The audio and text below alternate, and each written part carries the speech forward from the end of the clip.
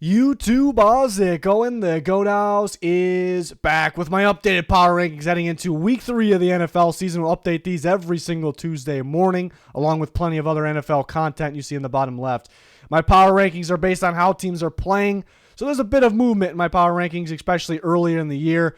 Not like most people's where it's playoff predictions, everything stays the same. We don't do it like that here, so excited to reveal these for week 3 and excited for the rest of our content for this week and every single week. You see it listed in the bottom left. Like, subscribe to notifications on. You will not be disappointed in our content, even in the off season. Check us out on Twitter. Live analysis, breaking news, rumors, takes, everything like that. Twitter subscribers get bonus content you see listed below me. And our sponsors, Liquid IV, GLD Shop, code GOAT on both sites. Rocking the Chiefs chain from the GLD Shop. They have all kinds of NFL jewelry like this and more. And we have a giveaway with them. Anything I just rattle off, links pinned in the comments. Check it out. On to the power rankings for week 3.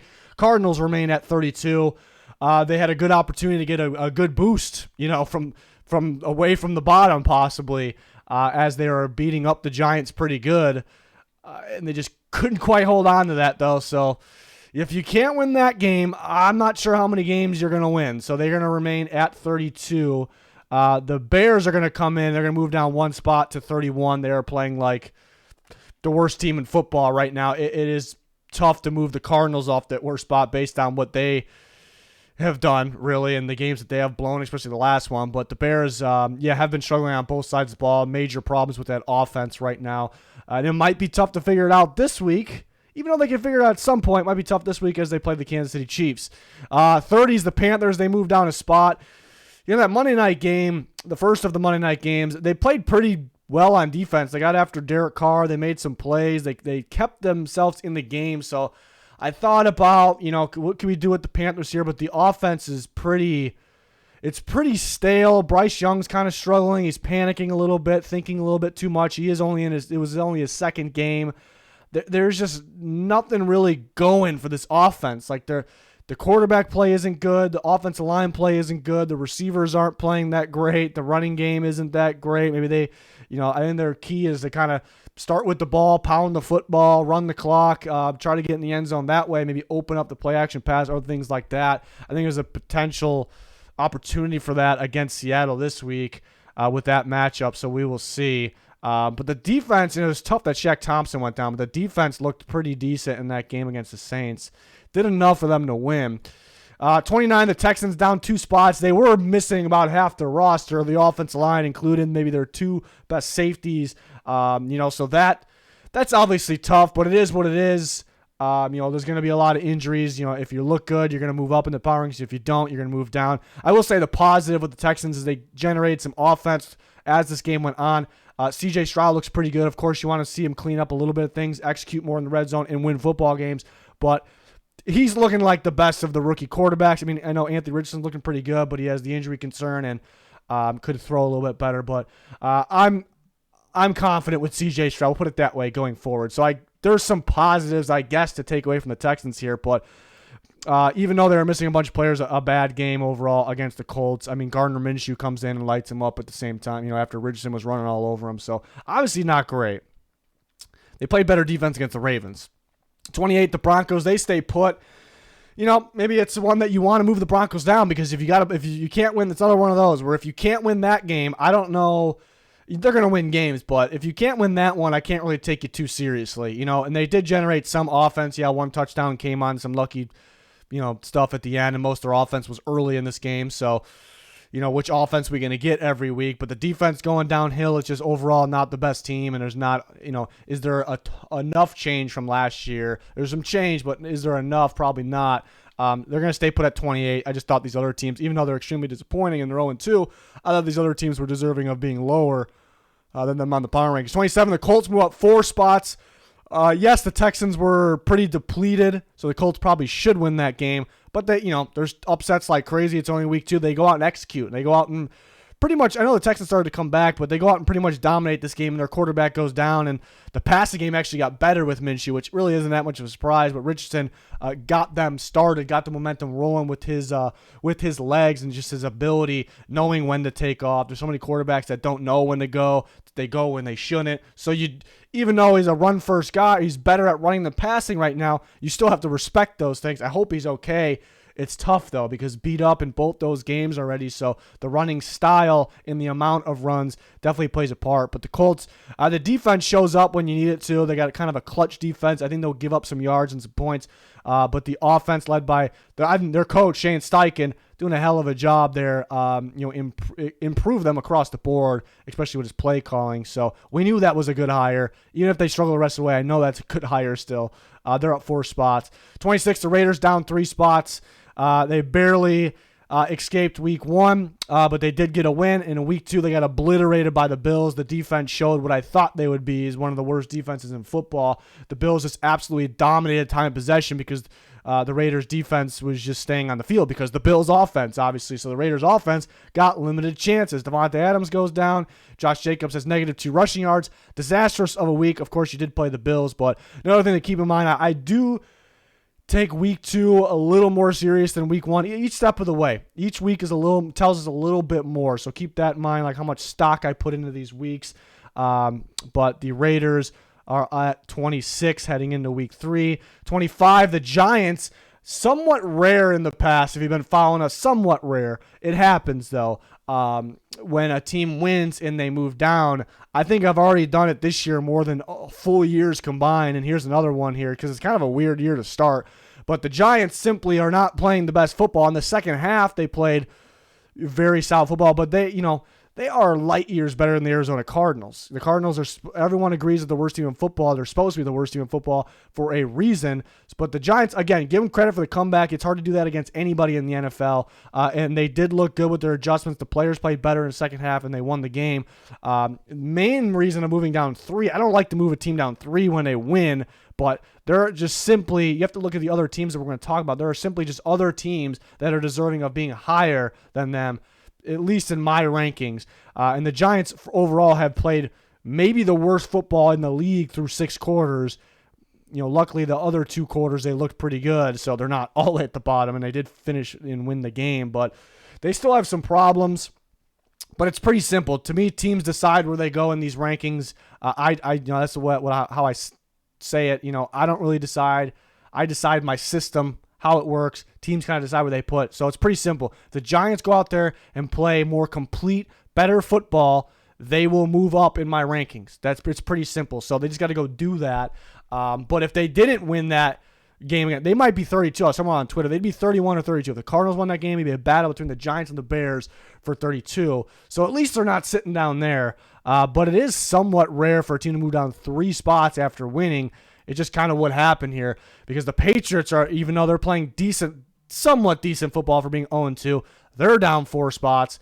I think they're showing that they're a better team than the Giants right now, even though they're 0-2, but they're right there with them, and they moved down a decent amount of spots. But maybe just too many mistakes early in the Eagles game. Otherwise, they could have won that. And then there was some mistakes here and there, and some opportunities in both those games to win the game. The run defense would even slip up a little bit against the Dolphins in that one. But, for 0-2, they're playing teams tough. We kind of thought they would be that team going into the year, where it's a tough schedule. They might lose more than what their roster shows, but they're going to be tough every single week. They're going to be a challenge, more of a challenge than what their record shows. So it's kind of matching what we thought the Patriots would be so far. But they're down 4 spots. They're going to have to get a win, but they do look better than some, at least a couple teams that are 1-1. I think everyone could agree on that. 23, the Chargers moved down a whopping 10 spots. There tends to be more movement, like the 10, dropping 10. This team goes up, down earlier in the year because there's really only 2 games to go off of. So as teams build up a resume, one game doesn't affect it as much. It's just how my power rankings work. Again, there's plenty of other power rankings out there that you feel free to look at as well, where it's everything kind of just stays the same. They don't really care how, and it's fine if you do it that way. They don't really care how teams play. It's just how they're kind of predicting them to be at the end of the year, which power rankings are weekly updated, so I like to keep them as like what's going on now. Teams will decide their fate. So that's the way I like to do them. The Chargers are playing they scored a lot of points, but they're playing some bad football overall. Poorly coached, poor execution, can't close out games. The defense is atrocious. It's atrocious. Pass rush, the offensive line lets up against pass rush at some bad times. Like, it's not, there are far, far worse, a handful of teams that are worse in pass protection out there, and they let up at some bad times. And, I know they're missing Eckler, and I guess they're missing Kendricks, but the way the matchup is, the Chargers should be able to dominate through the air, and the Chargers' weakness on defense, is run game, but also I think the deep ball through the air. And so what is presenting there is that the matchup favors the Chargers. On top of that, the Titans missing 2 starters in the secondary. They're missing their best offensive lineman, and the Chargers are supposed to be just plain and simple better. So for them to not only not win that game that they should win, but, during the game, it's like, close it out, and they cannot close it out. And they have an opportunity, even when they can't close it out when they should, they have an opportunity at the end of regulation. They have an opportunity to get the ball in overtime, and they can't do it. So there's a problem there, and they are most definitely deserving as an 0-2 team in the way the way they're playing, the fashion that they're losing in, to be down here at 23. 22, the Titans, who just beat the Chargers, are up 4 spots. Tough loss against the Saints in week 1, but it does turn out the Saints do have a pretty good defense, and the Titans were pretty close in that one. The Titans get a clutch win against the Chargers despite missing some players. Their run defense is so damn good. It's been the best in football the last 2 years statistically, and I think it's been the best besides you take away the statistics. I haven't had the chance to look at who was the best statistically through 2 weeks, but the Titans have the best run defense in football, folks, and that is a big-time reason why they're able to win some football games like this, because they take it away from you no matter who's out there and make you one-dimensional. And they're pretty tough. They know how to get, clutch up and find ways to win. So, at the end of the day, do I think they're going to be better than the Chargers? That's another question. But right now, they're playing better than them. They beat them head-to-head. Not that head-to-head's everything. We're not comparing 2 teams. We're comparing 32. They just happen to be ahead of them. But they're up 4 spots. 21, the Packers go down 7 spots. I was not thrilled with the Packers. Well, I was actually kind of thrilled with the Packers' performance for a little bit in this game. But you kind of look at the resume as a whole and what's going on. They won in week 1, but that Bears one doesn't hold a whole lot of value anymore, obviously. And in week 2, it's one of those where, if you can't, another one of those. I think the Cardinals and the Broncos had them as well. But if you can't win that game, and of course they're gonna be tough every week. They're gonna win some other games. But if you can't win that game, how much stock could I put in the Green Bay Packers? You have a good lead. Jordan Love's playing pretty well. They're throwing off Ritter pretty much, but then and it's a run-first team of the Falcons. So when you're trying to come back, run-first teams usually do not come back because of that, because they rely on it and they rely on running clock basically. So for you to let them come back is pretty brutal. And the Packers, I think, are getting predictable because the offense is pretty stale. And the Falcons are able to adjust to it, and it just seems like the same thing over and over and over again. So they have young players that are going to get better, but I wonder if they're going to continue to get more and more predictable, an easier game plan out of the teams in the NFL. So not thrilled with the Packers. They're 1-1. Their win is, it was a good win against the Bears, but it's can we keep them high from that win? And the second one to me was very bad. I know they're missing some guys. But for you to lose in that fashion and show me that you're kind of predictable, kind of stale, and there's nothing to really get excited about a whole lot for the rest of this year, I felt like, I had to move them down quite a bit.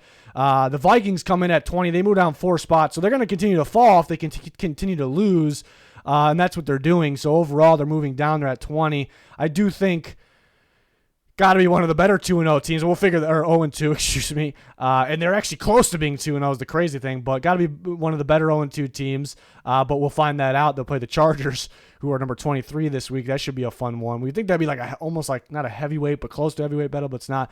The Vikings are very weird right now because they're 0-2. They're kind of close to being 2-0. At the end of the day, they're losing, so they're moving down. But there are times where they show, they play really good football, really explosive football. And I'm sitting there wondering, could this team be better than the last year's Vikings team? And that doesn't mean they're going to win 13 games or more. I'd most definitely probably won't now. But just in terms of talent, how they look, they actually might be more explosive because the passing game is super explosive. Kirk Cousins is playing very well. Justin Jefferson, Jordan Addison, these weapons.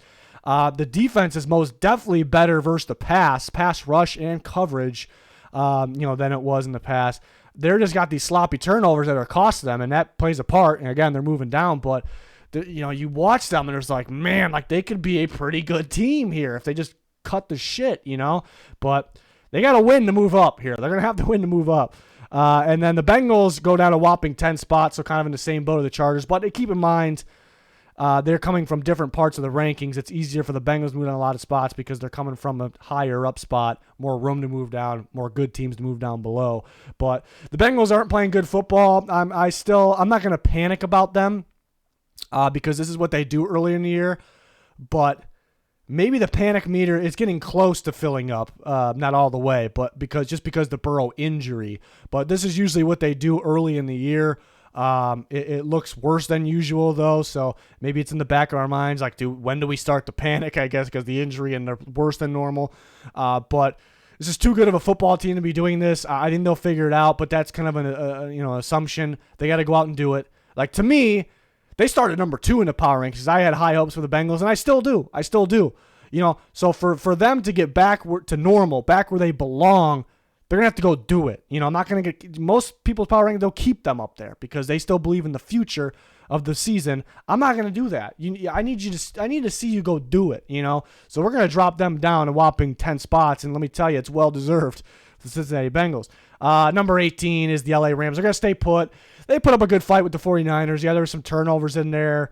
I'm really too worried about it. I mean, at the same time, I guess you could say you could be because they can't beat the Niners. They're in the same division. They're not gonna be better than the Niners this year. At the end of the world, no. But they played very well against the Seahawks last week. Yeah, I put more stock into week 2 than week 1. Weird things happen in week 1.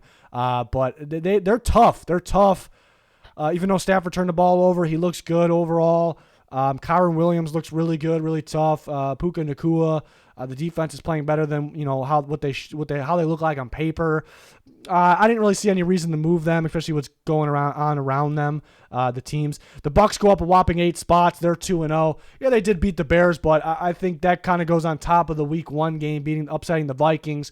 So having 2 wins, two impressive wins, somewhat impressive wins, will not just because they're 2-0, but again, I think, being 2-0, having that first win, adding on top of the second time, but also they take away things from teams. Like they're tough to play. They will take away the run, and they're very good at game planning. And Todd Bowles, I think, he took some heat. I think he's doing a really good job right now.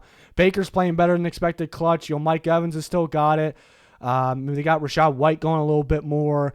So they're deserving of moving up here, whether or not we think this is going to hold up. And I think it could, just because they're a tough team to deal with, and they take away the run from you. They take away more than just that from you. They make things difficult for opposing teams, like key players or just the opposing team in general. So Bucs will be up to 17. They are 2-0. Not too many people thought that would happen. The Jets are down 10 spots, and with Zach Wilson in there, you could say they could continue to move down. But remember, they beat the Bills in Week 1 with a dominating defensive performance, and give credit to their offense for clutching up in that game as well. So they ended up being kind of up there, kind of around where they started the year.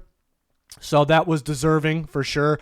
But and then losing the Cowboys, who are arguably one of the best teams of football right now. Not even arguably, they're one of the best teams of football right now. It's not the end of the world, but it was very, very sloppy. I mean, the defense didn't even play, and they had a tough task, but given they're on the field a lot, but they didn't play as good as I thought they would. So it was a bad one. So they're gonna move down 10 spots, and if it continues to go, the Zach Wilson route, how he plays and how the outcome is, they could continue to move down, but they are still holding on to that Bills win. I think a winnable game this week against the Patriots. I don't know who I'm picking on that. There's a lot of easy picks this week, but that one is not one of them. So that is 16 versus 24. 15, the Commanders are up 9 spots. Again, quite a bit of movement early in the year in my power rankings because we're only going off 2 games. And there's a lot of teams playing bad football. So teams playing good football and winning football games, they will move up ahead of those teams. And the Commanders are one of them. I was very much impressed. Yes, I want to see them play somebody better because they played the Cardinals and then the Broncos. And it took some clutch, plays and, a little bit of luck to win some of these games. I mean, the Cardinals one was luck. I think they just outplayed the Broncos. But I am very much impressed. They are 2-0. But where I'm impressed is the offense looks super explosive. They know how to stretch defenses out. They can win in multiple ways. The defense needs to play better than they did early in the Broncos game, but they figured it out as the game went on. Chase Young kind of getting better and better, knocking the rust off. Love to see that. I think the defense will continue to get better. We're going to wait and see.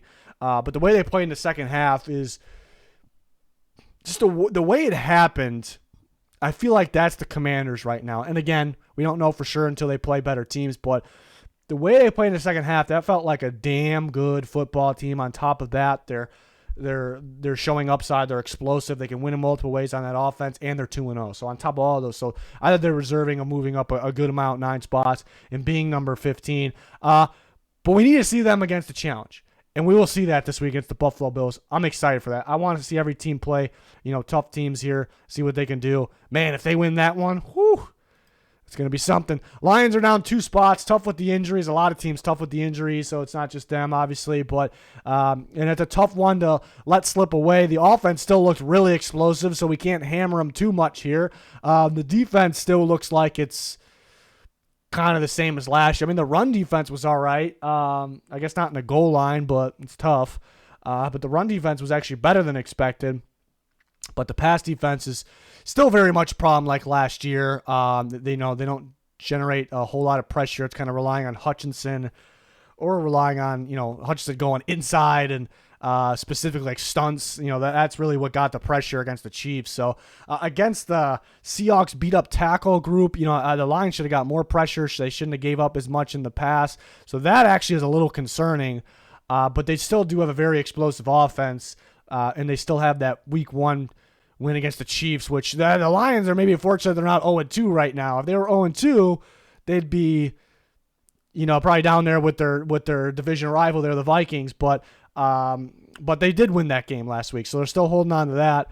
And the offense still definitely looks explosive. So they are number 14 after a tough one at home. The Seahawks do go up 8 spots, and the Seahawks laid a stinker in week 1 against the Rams. And so they were tough to rank because they were so bad in week 1, but then they have an impressive win against the Lions in Detroit, where the Seahawks had an elite offensive showing and a kind of the offense we saw in the best moments last year. So it's really good to see him winning against a tough opponent on the road. And I do put more stock into week 2 than week 1. Week 1's usually week 2 as well. There's a lot of fluky things that happen every single year. Not some years, every single year. Not every win or loss is a fluke, though. It's hard to identify what it is. But I do put more stock in each week. Each week is more and more important as we get closer to playoffs. It makes sense. So I thought putting more stock into week 2, Seahawks looking like an elite offense like we saw last year, winning on the road against a tough team. I thought that they were deserving. Not too many teams are deserving of being top. We'll say 13, because they're at 13 right now. So all that put together, that's where they're at. The defense does need to be better. And then the question is, does the offense, do they rely on playing a weaker pass defense to win ball games? The Panthers game this week is actually a potential trap game. That is a tough game. I think the matchup favors the Panthers. We'll talk about it in our picks videos all week. I still haven't decided who I'm picking. I think the matchup actually favors the Panthers. The Seahawks are the better team, though. But we'll talk about my reasons there during the multiple picks videos this week. But I think even though it's good, though, it's good for the Seahawks, because even though they're playing number 30, people will say, well, if they win next week, it's not that quality of a win. Should they move up that much? If they win, I'm actually going to be somewhat, depending on the game, I guess, but I will be it's going to hold more value than just beating number 30, because there is some kind of negative matchups there for the Seahawks. So can they overcome that, even though it's not the best team? So I actually think a big week. That'll be an uncommon take. I think a big week there. Number 12, the Falcons go up 7 spots. They struggled through a half of this game. Desmond Ridder kind of struggled, and I think they got down in this game because the lack of passing game, the lack of good throws, lack of smart plays from Ridder, and that's where they got down. Not really anything else. The defense, also played better as the game went on. So looking at it that way, they did win the game, but it's that they're that close against an injured Packers team, and they barely escaped. The passing game isn't much. Are they really this good? So you could look at it that way. But you all could look at it. Well, one, there's a lot of teams playing bad football. Meanwhile, the Falcons are playing pretty good football, and they're 2-0, so that helps them go up that many spots, jump over those teams not playing consistent or the best football.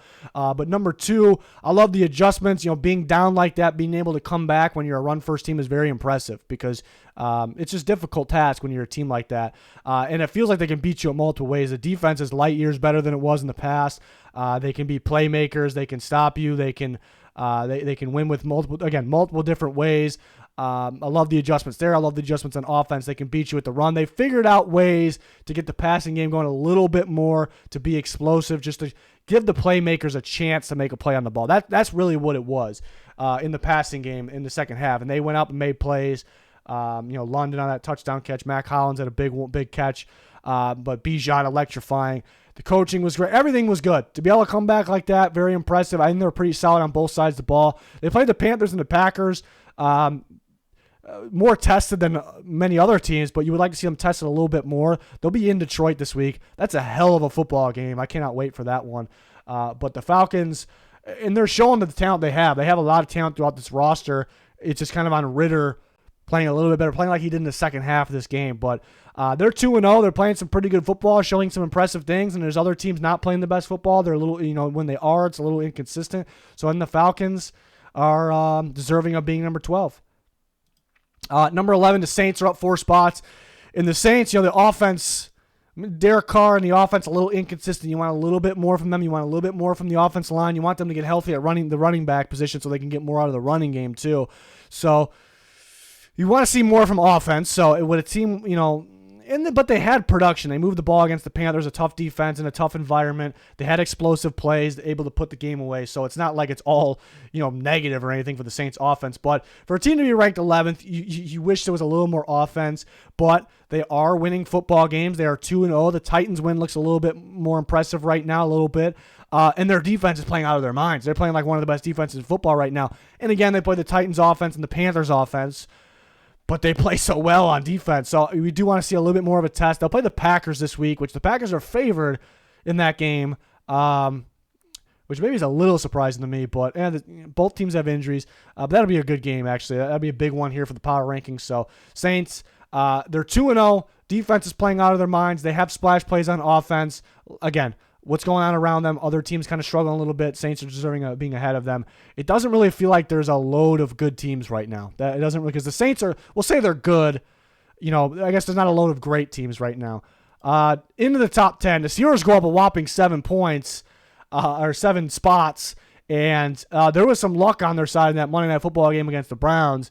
But I don't really care. Week 1 was a disaster, but I guess spoiler, we probably knew the 49ers were still number 1 in the power rankings, but they lost the number 1 team in week 1, and I don't put a whole lot of stock in week 1. I put more stock in week 2. Week 2, they start with a lucky pick 6, and they didn't do much in offense in the second half, but they get a strip sack, scoop and score for a touchdown to win the game. So you could say it was, some luck, lucky that they were home Monday night to pull it off like they normally do. But at the same time, that's a tough win, and look how they won the game. The strip sack by Alex Highsmith, TJ Watt, scoop and score. They are capable of doing that any week, and I see the flashes on offense, and the Browns do have a pretty good defense as well.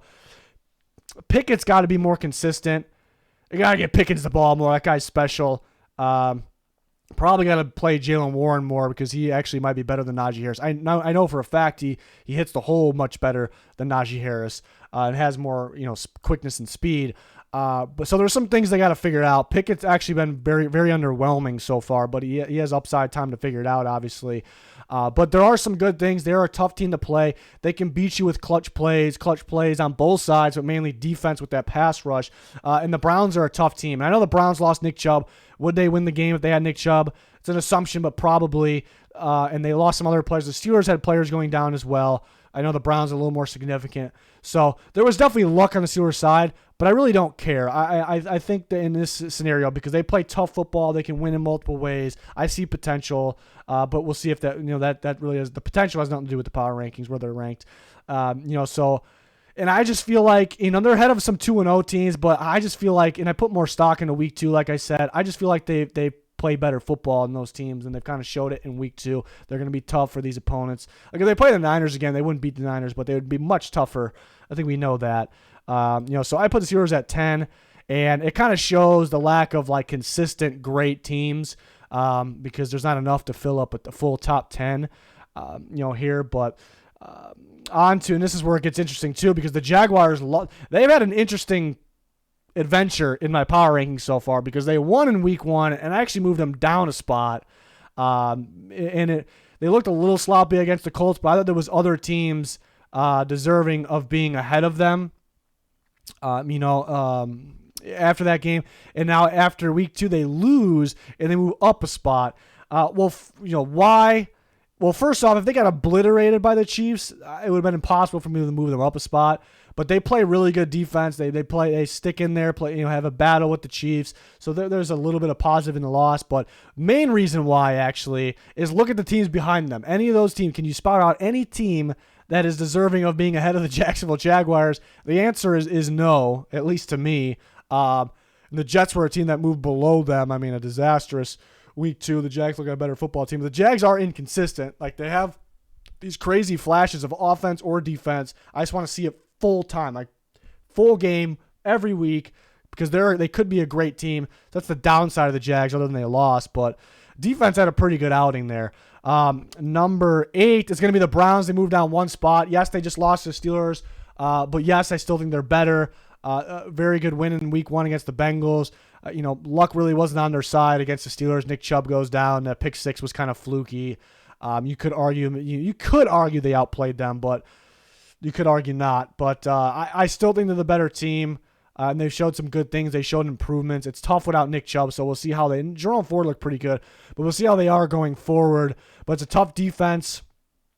Pass rush. They shut down Najee Harris for the most part. Watson can make plays with his legs and then through the air at any time.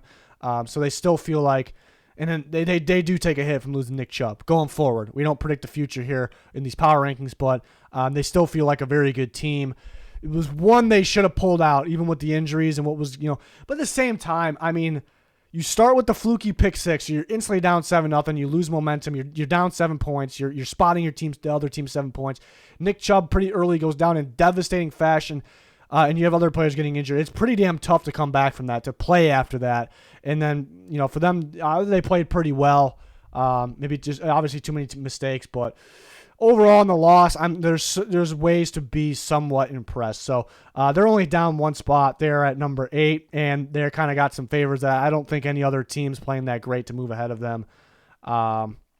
Number 7 is going to be the Buffalo Bills. They still, on the resume, they still have that bad loss against the Jets. It's mainly a bad Josh Allen loss, but they still have that bad loss. But I do put more stock in the future weeks, and they did play the Raiders, who I don't think are that great, and I think they're one of the worst defenses. But the Bills, teams have a hard time executing early in the year. We saw that from Josh Allen and the Bills in week 1. They went and executed. They dominated that game. They showed a variety of different ways to win on offense with the different style of plays, a variety of plays in the playbook, obviously, the different weapons, kind of using every element to their offense. Run game, James Cook, the other running backs near the red zone, all the receivers, tight ends, everybody. Josh Allen played lights out. So they look a little scary. They're tough to deal with as long as Josh Allen takes care of the football, and they played well on defense as well. So extremely impressive performance regardless of who they played.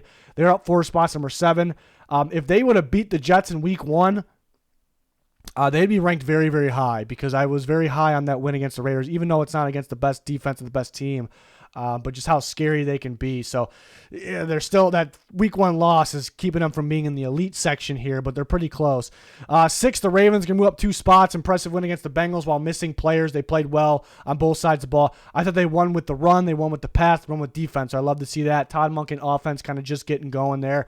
Bengals look like shit. The Ravens are part of making them look like shit, I suppose. So they are up 2 spots, number 6. I thought Lamar played good. Touch pass to Aguilar looked really good. We just still want to see those kind of elite moments from this team. They're kind of, every phase is like right there. We want to see those elite moments, but we can moving forward. They'll play the Colts this week. I think you would think they should be able to handle business there. Eagles actually moved down 2 spots after winning, which again is usually kind of rare for me, but I've done it more this year than past years, and it's just what the teams are telling me. It's not me really deciding that, but the Eagles were in the top three. Top three is the best of the best, the elite teams. Are they playing that way? I just don't think, because you have to nitpick when you come to those top teams. I don't think they're playing that way. My takeaway from the Eagles, even though they're 2-0, is they're not looking nearly as good or explosive on either side of the ball as last year. Now, I think I'm optimistic. I think they'll figure it out. I think they'll get better as the year goes on. We'll have to see it in action. So they're in the top 5 still. They're in the range of the best teams of the two, teams that win football games that look good. They just do not feel like a top 3 team right now. So for you to be a top 3 team, you got to play like a top 3 team. So go out there and do it, and you'll be back there. But they are still in the top of the power rankings. So let's not overreact here. But number 4, we'll have the Chiefs stay put. I thought they outplayed their opponent in week 1. They lost that game. Don't put a whole lot of stock in week 1. Put more in week 2. They beat the Jags. They did enough on offense. I like that Pacheco was successful. I like that Sky Moore was successful in this game, productive. They did enough when the time was right. Defensively, opening parts of drives, they didn't look that great. But overall the defense looked great, because they locked down. They were so tight in coverage. Chris Jones getting after it, that kind of completes the defense. The defense was, again, like right when the Jags got the ball to start drives, they looked like the better, what their offense was better than the Chiefs defense for a few plays at least. But then all of a sudden the Chiefs defense became elite. Once the Jags started moving, it was ridiculous how tight they were in coverage. So I was very much impressed with them. That's a good win in week 2, winning with your defense mainly, but executing when you need to on offense. And they are good enough to be 2-0 right now. They would probably be number 1 still if they were 2-0, but they're at number 4. Love that defensive performance. The Dolphins are up 2 spots, so after an impressive win in week 1, they moved up quite a bit. We need to see a little bit more. In week 2, they looked really good, too, in every phase against the Patriots. It did get a little scary here and there, but there was a lot of people doubting them in that game in New England on Sunday night.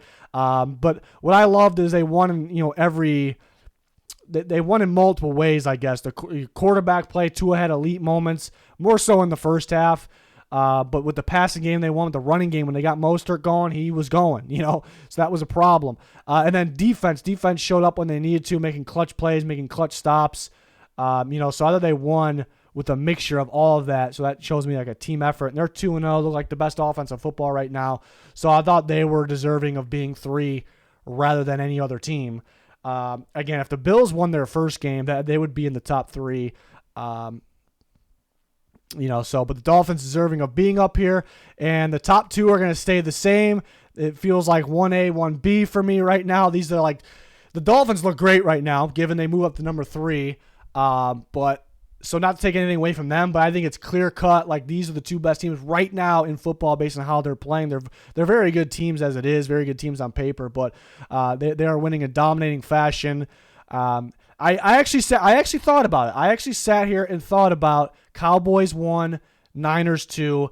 It crossed my mind. It's impossible to move the Niners down though. At the end of the day. So I didn't really think about that too long, because you cannot move the Niners down from the number 1 spot where they already were, beating a pretty good Rams team, and then winning in multiple ways, playmakers showing up on both sides of the ball. But the Cowboys look damn good right now. I know they played the Jets, Zach Wilson Jets, and we knew the defense would go out there and play, and boy, did they play, though. They played. But the offense was so efficient against one of the top defenses in football. Dak was efficient. They can win with the pass, they can win with the run. I mean, the Cowboys and the Niners are the ultimate teams right now. This is kind of not only winning football games, not only dominating football games, winning by a lot, beating pretty decent teams. Not only that, but they are the poster childs of winning in several different ways. They can beat you with the pass game. They can beat you with the run game. They can bully you up front in the trenches. They can beat you with pass rush. They can beat you with takeaways, playmakers in the back end on defense. All of the above. They're well coached. They got elite playmakers everywhere on their roster. It is showing across the team's roster. It's only been 2 games, but it is showing. So that's why these are the clear-cut top 2 teams. To me, they're both deserving of number 1. Very much impressed. Very much impressed.